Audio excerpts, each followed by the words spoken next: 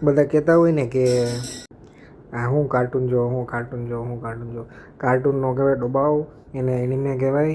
અને તમારી લાઈફમાં તમે એકાદો ડેથ નોટ જેવો સીન, એકાદી સિરીઝ જુઓ તો તમને ખબર પડે કે તમારું બોલિવૂડ ને હોલિવૂડ એના 5% નથી.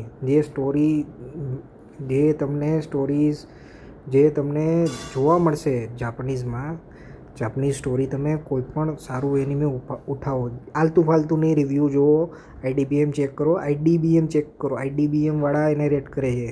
એ કોઈ આલતુ ફાલતુ ના હોય, એટલું મગજ થોડુંક દોડાવવું જોઈએ. જેમ કહેતા હોય ને કે આલતુ ફાલતુ છે એનિમે એટલે કાર્ટૂન છે. કાર્ટૂન નથી બ્રો, સ્ટોરી જુઓ, તમને ખબર પડે. તમારું હાઉસ ઓફ ડ્રેગન એ ક્યાંય આજુબાજુ ના આવે.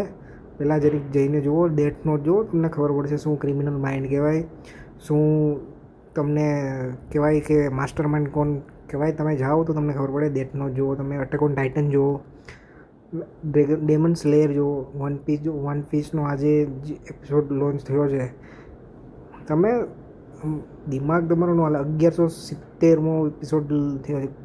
કેટલા 29 યર્સ, 29 વર્ષથી એની માંગા ચાલે. માંગા મીન્સ કે કોમિક બુક ચાલે છે એની, ઠીક છે ને. કેટલા યરથી એ શો ચાલે છે. અઠવાડિયે એકવાર એક એપિસોડ આવે, 52 એપિસોડ. એમાં બી ઘણી વખત એ બ્રેક ઉપર જાય, કારણ કે માણસોને બી તો બ્રેક જોઈને, જે ડ્રો કરતા હોય, એનિમે બનાવતા હોય એમને, એ બી જાય મતલબ બ્રેક ઉપર.